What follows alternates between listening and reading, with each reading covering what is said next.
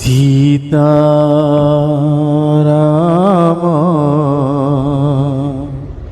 चरण रति मोरे, सीताराम चरण रति मोरे, अनुदीन वढ़ाऊ अनुग्रह तोरे, जेहि विधिनाथ होई हित मोरा, जेहि विधिनाथ होई हित मोरा, करहूँ सुबेगी दास में तोरा, करहूँ सुबेगी दास में तोरा। श्री राम जय राम जय जय राम, श्री राम जय राम जय जय राम, श्री राम जय राम जय जय राम, श्री राम जय राम जय जय राम, श्री राम जय राम जय जय राम, श्री राम जय राम जय जय राम, श्री राम जय राम जय जय राम, श्री राम जय राम जय जय राम। आप सभी को सादर जय श्री सीताराम। आइए आज हम सभी पूज्यपाद गोस्वामी श्री तुलसीदास जी महाराज जी के द्वारा रचित श्री रामचरितमानस जी से लंका कांड श्रवण कर रहे हैं। बड़े ही बड़भागी है हम जो माता भवानी जी और भगवान शंकर जी के कृपा से ऐसे महान ग्रंथों को श्रवण कर पा रहे हैं सभी। आइए उन माता भवानी जी और भगवान शंकर जी के चरणों में कोटि कोटि नमन और वंदन करते हैं। भगवान शंकर जी माता भवानी जी से यही कहते हैं कि श्री रघुनाथ जी के इस चरित्र को भगवान शंकर जी ने माता को उतने ही आनंद के साथ श्रवण करा रहे हैं और हम सभी को वही माध्यम है जो आज श्री रघुनाथ जी का इस चरित्र गाने का सौभाग्य मिला है। तो आप सभी को यही कहूँगा कि रावण भी इतना बड़ा पापी होने के बाद भी जब भी वो धरती पे चलता था तो उस धरती डोलता था। भगवान जब रघुनाथ जी धरती पे आए, रावण को पता चलता है, जब उसको पता चलता है कि रघुनाथ जी आ चुके हैं तो वो मुक्ति का मार्ग ढूंढता है। जाप करने की कोशिश करता है तो जाप भी नहीं कर पाता है। उसके बाद वो वही प्रण लेता है कि मैं भगवान से युद्ध करूंगा और युद्ध से लड़ूंगा। जैसे किसी ने कहा था कि जब माता जानकी जी को रावण लेकर आया था तो वो जानता था कि मुझे भगवान ऐसे तो कुछ करेंगे ही नहीं, मारेंगे ही नहीं। और भगवान भी यही थे कि रावण ने मेरे आने के बाद उसने तो मेरा कुछ बिगाड़ ही नहीं रहा है, तो ऐसा कुछ किया जाए जिसमें बिगाड़े तो ही उसका वध हो सकता है। जब भी वो माता सीता के उस प्रति छवि को और लीला अपना रचे जो रावण लेके गया, जिसके कारण उसका वध हुआ। हनुमान जी महाराज और पूरी देवलोक इस आज धरती पे सब वानर रीछ बन के भगवान का स्वागत किए, भगवान के साथ रहे। तो इसी जब और एक बहुत ही सुंदर बात महाराज श्री कह रहे थे, जब सेतु बंधा गया, उस सेतु बंध के ऊपर भगवान ऐसे एक शिला पे बैठ के देख रहे हैं। सेतु बंधे के ऊपर गिलहरी होता है, गिलहरी। वो गिलहरी क्या कर रहा है, जा रहा है पानी में डूब जा रहा है, निकल के बालू में ऐसे लपट लेता है और आके उस पत्थर की जो शिला होता है उस शिला के ऊपर अपने शरीर को झड़का देता है और वो बालू डालता है। श्री रघुनाथ जी ने दूर से देखे कि अरे ये गिलहरी क्या कर रहा है, तो उसको बुलाए, इधर आओ। जब गिलहरी पास में आती है, भगवान उसको पूछते हैं आप क्या कर रहे हो यहाँ? बोले भगवान आपकी इस कोमल चरण जब इस शिला के ऊपर, कठोर शिला के ऊपर रख के जाओगे तो कहीं उसमें कोई सी चोट ना लग जाए, इसीलिए मैं उसमें इस बालू का रेत डाल के उसको और मुलायम कर रहा हूं। तो सोचो उस श्री राम जी के पथ को उस गिलहरी ने भी साथ दिया है। तो इसीलिए हम सभी बड़े ही भाग्यवान हैं जो आज श्री रघुनाथ जी की इस अपार महिमा को हम सभी कानों में सुन पा रहे हैं और अपने अंदर भगवान के स्मरण कर पा रहे हैं। आप सभी से एक विनती है मेरा, आप जब भी अपने घर से बाजार जाए या कहीं भी जाए, मार्केटिंग करने कहीं भी जाए, आते टाइम अपने जान के साथ साथ उन बेजुबान जीवों के जान को खतरे में ना डालें। मतलब जब भी आप बाजार से आएंगे तो पॉलीथीन में ऐसा कुछ भर के मत लाइए। जैसे आप कुछ खाने के सामान अपने लिए लेकर आते हैं, उस पॉलीथीन में लेकर आते हैं, तो उस पॉलीथीन के माध्यम से आपके खाने में तो वो जहर जाता ही है। उसके बाद वो पॉलीथीन को माताएं, गौ माताएं या नंदी भगवान, छोटे छोटे बछड़े हैं या अन्य भी जीव हैं, वो उसको खा लेते हैं और जिसके कारण उनको शरीर छोड़ना पड़ता है। और आप सभी को पता नहीं चलता है आज जो कैंसर का बीमारी तेजी से बढ़ रहा है और हृदय रोग का बीमारी जो तेजी से बढ़ रहा है, ये सब यही आपके प्लास्टिक के डब्बे में रख के खाने का ही नतीजा है। या पॉलीथीन के अंदर कोई भी सामान लेके आ जाते, तो इसीलिए उस गौ माता के साथ साथ आपको भी नुकसान हो रहा है। तो इसीलिए अपना नहीं तो अगर गौ माता के लिए भी सोचोगे तो आप भी सुरक्षित हो जाओगे और वो गौ माता भी सुरक्षित हो जाएगा। और आप सभी को पुनः यही बोलूँगा कि जब भी आप कहीं जा रहे हैं, अगर कोई रास्ते में या किसी भी जगह पे आपको कोई जीव पीड़ा में मिले तो आप वहाँ खड़े होकर उसकी मदद करने की कोशिश करिए और ज़रूर मिल जाता है। जैसे आप खड़े होते हैं तो भगवान वैसे वैसे सब रास्ता निकाल के उस जगह पे आप तक का उस मदद को पहुँचा देते हैं। बस आपके अंदर उसको करने का प्रयास और करने का जुनून होना चाहिए। आप अपनी तरह उसको भी समझना चाहिए, तभी भगवान आपकी मदद करेंगे और सब हो जाता है। तो भगवान इस कण कण इस पृथ्वी में हर चीज में है भगवान।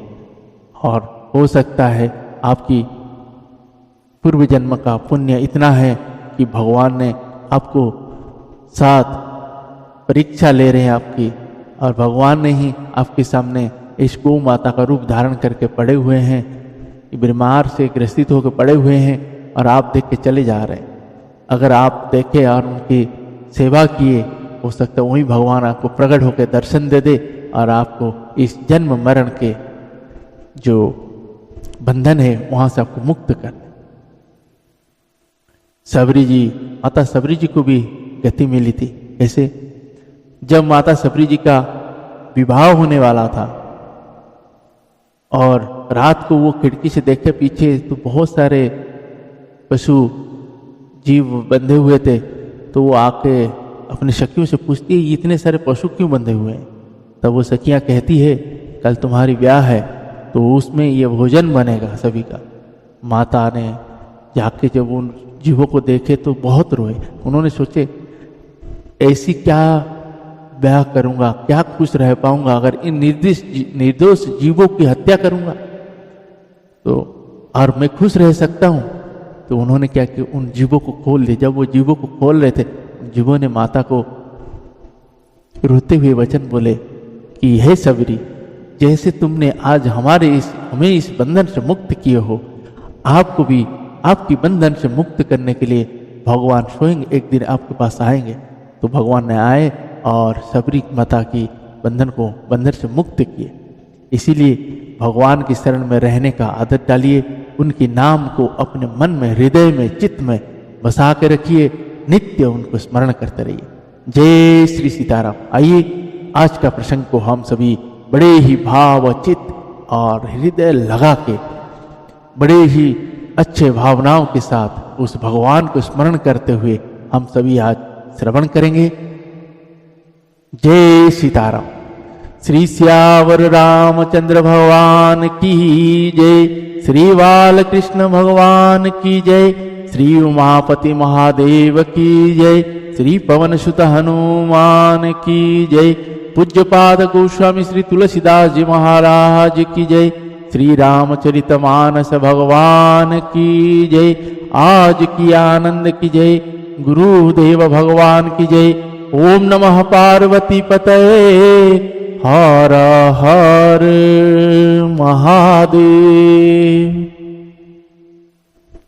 आइए सभी बड़े ही भाव भक्ति चित्त मन लगा के प्रसंग को श्रवण करते हैं। जय श्री सीताराम।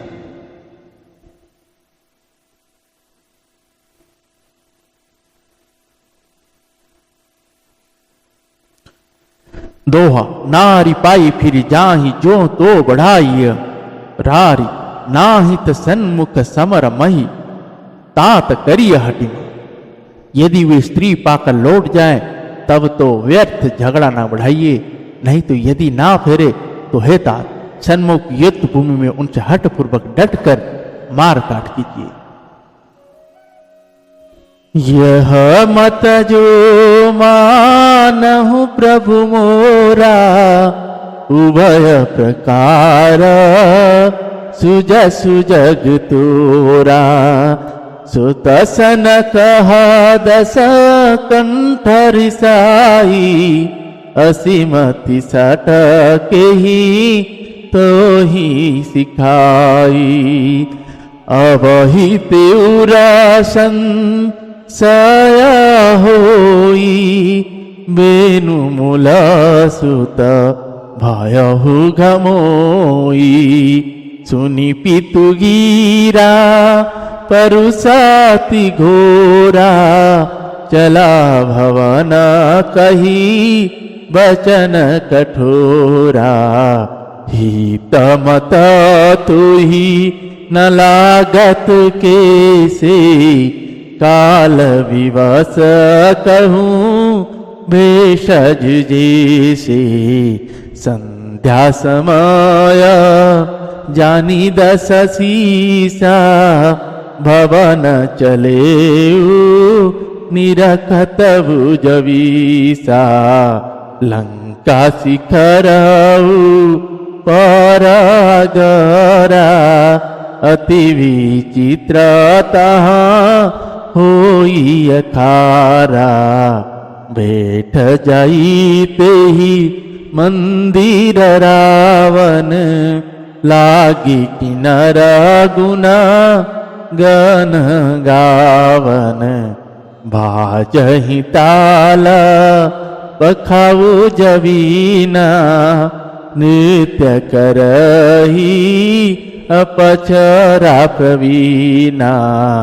नृत्य करही अपचरा प्रवीणा। श्री सियावर रामचंद्र भगवान की जय। हे प्रभु, यदि आप मेरी यह सम्मति मानेंगे तो जगत में दोनों ही प्रकार से आपकी श्रेयस होगा। रावण ने गुस्से में भरकर पुत्र से कहा, अरे मूर्ख, तुझे ऐसी बुद्धि किसने सिखाई? अभी से हृदय में संदेह भय हो रहा है। हे पुत्र, तू तो बांस की जड़ में घमोई हुआ, तू मेरे वंश के अनुकूल या अनुरूप नहीं हुआ। पिता की अत्यंत घोर और कठोर वाणी सुनकर प्रहस्त ये कड़े वचन कहता हुआ घर को चला गया। हित की सलाह आपको कैसे नहीं लगती, आप पर कैसे असर नहीं करती, जैसे मृत्यु के वश हुए रोगी को दवा नहीं लगती। संध्या का समय जानकर रावण अपनी 20 भुजाओं को देखता हुआ महल को चला। लंका की चोटी पर एक अत्यंत विचित्र महल था, वहां नाच गाना का अखाड़ा जमाता था। रावण उस महल में जाकर बैठ गया। किन्नर उसके गुण समूह को गाने लगे। ताल करताल पखावज मृदंग और वीणा बज रहे हैं। नृत्य में प्रवीण अप्सराएं नाच रहे हैं। दोहा। सुना सीर सत सरिस सो संतत करई विलास, परम प्रबल रिपु शीस पर तद्यपि सोच न त्रास। वह निरंतर सैकड़ों इंद्रों के समान भोग विलास करता रहता है। यद्यपि श्री राम जी सरीखा अत्यंत प्रबल शत्रु सिर पर है, फिर भी उसको ना तो चिंता है और ना डर ही है। यहाँ सुवेला सेल रघुवीरा उतरे से न सहित अतिवीरा। शिखर एकऊ तंगति देखी परम रम्य समा शुभ्र विशेषी। तहाँ तरुकीशा लय सुमन सुहाए लक्ष्मण रची निज हाथ डसाए। ता पर रुचिरा मृदुला मृग छाला ते ही आसन सीना कृपाला। प्रभु कृत शीसा कम कपिसा उचंगा वाम दहीन दिशी चाप निसंगा। दुहु कर कमला सुधारत वाना कहलंकेश मंत्र लगी काना। बड़ भागी अंगद हनुमाना चरण कमल चापत विधि नाना। प्रभु पाचे लची मन वीरसन कटिनी संग कर मानसरासन। कटिनी संग कर मानसरासन। श्री सियावर रामचंद्र भगवान की जय। यहाँ श्री रघुवीर सुवेल पर्वत पर सेना की बड़ी भीड़ बड़े समूह के साथ उतरे। पर्वत का एक बहुत ऊंचा परम रमणीय राम समतल और विशेष रूप से उज्जवल शिखर देखकर वहां लक्ष्मण जी ने वृक्ष को कोमल पत्ते और सुंदर फूल अपने हाथों से सजाकर बिछा दिए। उस पर सुंदर और कोमल वृक्षछाला बिछा दी। उसी आसन पर कृपालु श्री राम जी विराजमान थे। प्रभु श्री राम जी वानराज सुग्रीव की गोद में अपना सिर रखे हैं। उनकी बाईं ओर धनुष तथा वाहिनी ओर तरकस रखा है। वे अपने दोनों कर कमलों से बाण सुधार रहे हैं। विभीषण जी कानों से लगकर सलाह कर रहे हैं। परम भाग्यशाली अंगद और हनुमान अनेकों प्रकार से प्रभु के चरण कमल को दबा रहे हैं। लक्ष्मण जी कमर में तरकस कसे और हाथ में धनुष बांध लिए वीर शन से विरासन से प्रभु के पीछे सुशोभित है। दोहा एहि विधि कृपा रूप गुण धाम राम आसीना। धन्य ते नर एहि ध्यान जे रहत सदा लय लीन। इस प्रकार कृपा रूप सौंदर्य और गुणों के धाम श्री राम जी विराजमान हैं। वे मनुष्य धन्य है जो सदा इस ध्यान में लो लगाए रहते हैं। पूर्व दिशा विलो की प्रभु देखा उदित मयंक। कहत सबहि देखहु शशि मृगपति सरिस अशंक। पूर्व दिशा की ओर देखकर प्रभु श्री राम जी ने चंद्रमा को उदय हुआ देखा। तब वे शब्द से कहने लगे, चंद्रमा को तो देखो कैसा सिंह के समान निडर है। पूर्व दिशी गिरी गुहा निवासी परम प्रताप तेजवल राशि। मत नग समाकुम भावीदारी शशि केसरी गा गणवन चारी। बिथुरे नवा मुख ताहल तारा निशि सुंदरी केरा सिंगारा। कहा प्रभु शशि महु में चकताई कहूँ कहा निजा निज मति भाई।